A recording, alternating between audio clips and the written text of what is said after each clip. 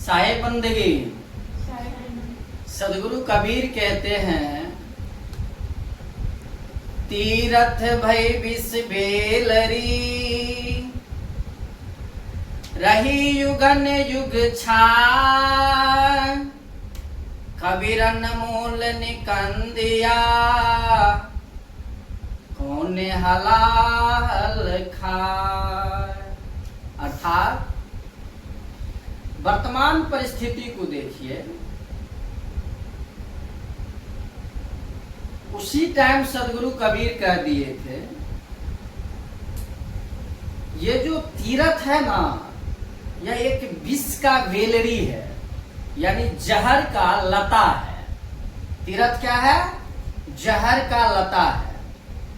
जैसे एक अमृत लता दे सुने होइएगा, अमृत का लता होता है ना, जो वृक्ष सब पर पूरे हरा भरा अच्छा देखने में लगते रहता है, उसको अमृत लता कहा जाता है। लेकिन सदगुरु कबीर कहते हैं, वो जो लता है वो तो अमृत लता है ना। एक गिलोय का भी लता होता है, जो अमृत के लता के रूप में जाना जाता है, जो स्वास्थ्य के लिए, बीमारियों के लिए, शरीर को उत्तम और स्वस्थ बनाने के लिए बहुत अच्छा चीज है, अमृत के समान है। परंतु सदगुरु कबीर कहते हैं, यह जो तीरथ है ना, तीरथ भाई विष बेलरी, विष का जो वेलरी है ना, वो जो लता है, बेलरी वेल लता, वह विष के समान है। कौन? तीरथ। क्यों है भाई ऐसा?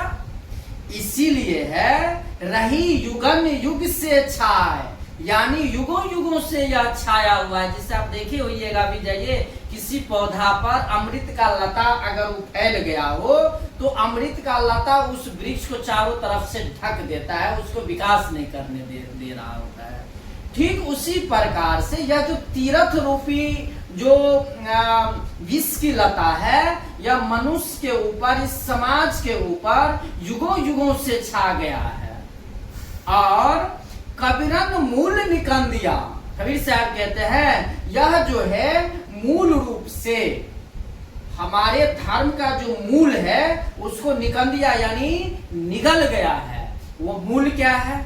वैराग्य, भक्ति, दया, अहिंसा, सत्य, प्रेम, सहिष्णुता, ये सब जितना चीज है, इसको निगल गया है। कौन निगल गया भाई? यह विष रूपी जो वेल है, भक्ति, ये व्रत का, ये जो हम लोग अभी कर रहे हैं, क्या? तीरथ है ना। तीर्थ का जो यह विष रूपी वेल है, वह निगल गया है। किसको निगल गया है? वैराग्य, भक्ति, क्षमा, शील, संतोष, दया, तप, त्याग इत्यादि को निगल गया है। कौन इसको, इसका कबीर साहब कहते हैं, कौन हलाहल खाए? हलाहल माने विष। इस विष को कौन खाएगा भाई? हैं? क्यों? आप देखिए, इस बात को समझिए। अभी सावन का महीना चल रहा है।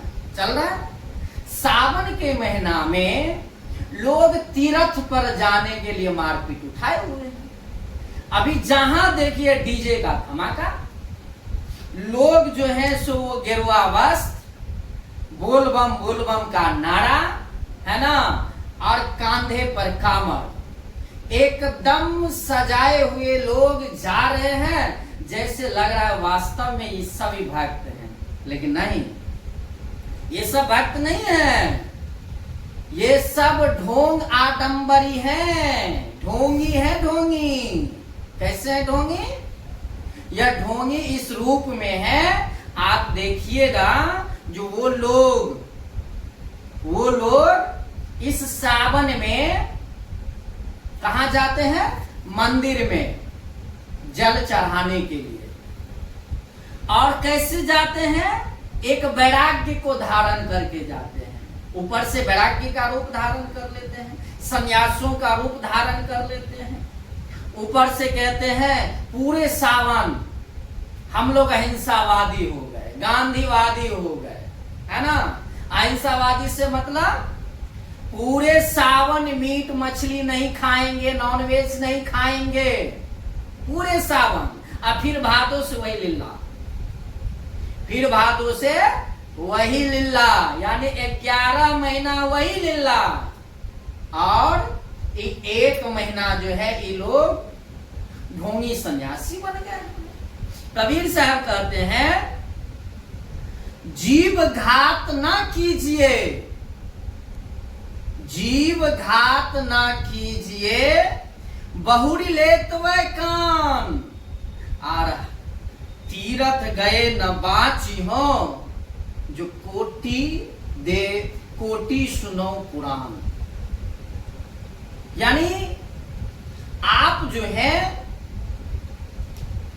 जीव की जो हत्या करते हैं, और जीव की हत्या करके आपने जो विष का बेलरी जो आपके ऊपर छाया हुआ है, तीरथ रूपी विष का बेलरी, जो कोई भी पाप कर लो, कोई भी हिंसा कर लो, कितनों कुकर्म कर लो, लेकिन अगर भोले बाबा का कामर लेकर मंदिर में चले जाओगे, गंगा जल भर लोगे, गंगा में स्नान कर लोगे, तो सारा पाप खत्म हो जाएगा। यही भ्रांति, ये विष जो है आपके दिमाग में, संसार के दिमाग में जो चला गया है, यही विष बेलरी है ना, बहुत सारे कुकृत्यों को प्रोत्साहित कर रहा है। इसलिए कबीर साहब कहे हैं यह जो तीरथ है यह विष का बेलरी है, मतलब यह प्रोत्साहित कर रहा है, यह तीरथ जो है प्रोत्साहित कर रहा है। किस चीज का भाई?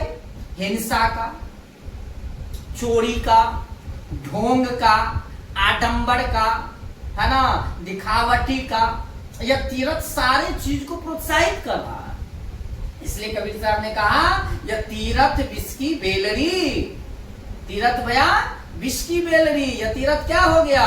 विष का बेलरी हो गया है, और यह बहुत दिनों से इस समाज पर छाया हुआ है। इसलिए सदगुरु कबीर फिर कहते हैं तीरथ गए 3 जना। तीरथ कौन कौन गए हैं?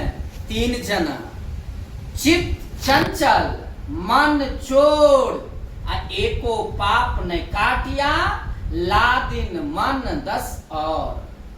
इस सब चंचल मन चोर वाला सब जा रहा है भक्ति करने के लिए। जिसका मन चंचल है, चोर है, वो सब कहां जा रहे हैं?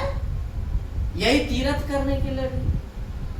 कभी जीव की हत्या करते हैं, कभी लोगों की हत्या करते हैं, कभी दूसरों के गला काटने में लगे रहते हैं, दूसरों के लूटने में लगे रहते हैं। ये सब इस महीना सावन में बड़ा सन्यासी बने फिर रहे, गेरुआ वस्त्र धारण किए, नारा लगाए बोल बम बोल बम बोल बम बोल बम का है, और पिट्ठी पर एक कंधे पर कामर लिए। कुछ ऐसे भी लोग हैं जो माँ पिता को खाना नहीं देते हैं, समाज के अपने पड़ोसी से रोज रोज झगड़ा करते रहते हैं, भाई भाई का सारा चीज लूटने में लगे हुए हैं, लेकिन ई महीना सन्यासी बने बैठे हुए हैं। चल रहे हैं, कहाँ चल रहे हैं भैया? वो चल रहे हैं बाबा की नगरी। अरे भैया ये बतावा, बाबा तोरा माफ कर दे तो की नहीं ना? क्यों करेंगे? आपन कर्म न मेटो जाई, कर्म का लिखा मिटे धौ कैसे, जो युग कोटि सिराई। अरे करोड़ों युग बीत जाएगा, लेकिन अपने किए हुए कर्म का फल तुम ही को भुगतना पड़ेगा, दूसरा नहीं भोगेगा। इसी बात को भगवान कृष्ण भी कहते हैं, है ना, अवश्य भोक्तव्यम कीर्तम कर्म शुभाशुभम। अपने किए हुए शुभ और अशुभ कर्मों का फल आप ही को भुगतना पड़ेगा, दूसरा कोई नहीं भोगेगा। तैयार रहिए भैया। तो फिर तीर्थ में जाने से कैसे कट जाएगा? कैसे कटेगा? तीर्थ में जाने से नहीं कटने वाला ना। इसीलिए कबीर साहब कहते हैं तीर्थ गए 3 जना, चित्त चंचल मन चोर। सब चोरवा सब जा रहा है, जिसका मन में कालापन है, मन में दुविधापन है, मन में चोरी छिनरई है, वो सब जो है आज साधु सन्यासी ढोंगी बने बैठे हैं। अगर हम मान लेते हैं जो सारे लोग ऐसे नहीं हैं, कुछ लोग ऐसे अच्छे कृत्य वाले भी हैं उसमें। लेकिन सदगुरु कबीर कहते हैं अगर मान लो तुम्हारा मन पवित्र है, अच्छा है, सरल है, बढ़िया है, जो तीर्थ में जा रहे हो, भक्ति करने के लिए जा रहे हो, पवित्र मन से जा रहे हो, तो फल भी एक ही मिलेगा। अगर पूरे लगन के साथ, निष्ठा के साथ, बढ़िया पवित्रता के साथ अगर जा रहे हो, तब भी सदगुरु कबीर कहते हैं तीर्थ गए फल एक मिले, संत मिले फल चार, और सदगुरु मिले अनेक फल, कहें कबीर विचार। यानी सदगुरु कबीर साहब कहते हैं कि अगर आप तीर्थ में अगर बढ़िया विचार के साथ जा रहे हैं, अच्छे विचार के साथ अगर आप जा रहे हैं, तो निश्चित रूप से आपको एक फल मिलेगा, एक फल मिलेगा। लेकिन अगर संत मिल गए तो चार फल प्राप्ति होती है, और फिर सदगुरु मिले तो अनेक फलों की प्राप्ति होती है। इसीलिए तीर्थ से कहीं संत की सेवा करिए। वैसे तो नवधा भक्ति में माता सबरी से राम जी भी कहते हैं प्रथम भक्ति संतन कर संगा, यानी यह जो है आप कामर जो लेकर जा रहे हैं, ये तीर्थ व्रत जो कर रहे हैं, इससे कुछ नहीं होने वाला है। आप अगर भक्ति सच्चा करना चाह रहे हैं तो प्रथम भक्ति संतन कर संगा। लेकिन लोग इस सब चीज को भूल करके दिखावटी के भक्ति में उतर चुके हैं। और सदगुरु कबीर इसी बात को कहते हैं तीर्थ भय विष की बेलड़ी, यानी यह जो विष जो है तीर्थ रूपी विष का बेलड़ी, सभी लोगों को पाप कराने पर प्रोत्साहित कर रहे हैं। और लोग इसी पाप को इसी प्रोत्साहन के साथ कर रहे हैं कि आज हम अगर गंगा में चले जाएंगे, नहा लेंगे, जाकर कामर उठाएंगे, जाकर हम अपना सारा पाप धुला लेंगे तो हमारा धुल जाएगा। भैया नहीं धुलने वाला है ना। चूंकि अगर आप हिंसा करते हैं तो करोड़ों हीरा दान दे देंगे, तब भी आपका पाप धुलने वाला नहीं है। इसीलिए सदगुरु कबीर ने कहा जो आप जितने लोग हैं सकलो दुर्मति दूर करो, जितने आपके अंदर में दुर्मति है सबको दूर करो, अच्छा जन्म बनाओ, और काग गवन गति छाड़ के हंस गवन चली आओ। कौवा वाला जो चिष्टा है, कौवा वाला जो भोजन है, इस सब को छोड़ो और हंस के गति में आ जाओ, हंस के चाल में आ जाओ, हंस के जैसे व्यवहार है वैसे व्यवहार में आ जाओ, तभी आपका कल्याण है। नहीं तो आपका कल्याण करने वाला कोई नहीं है। इसलिए सदगुरु कबीर की वाणी को याद रखो, सकलो दुर्मति दूर करो, अच्छा जन्म बनाओ, काल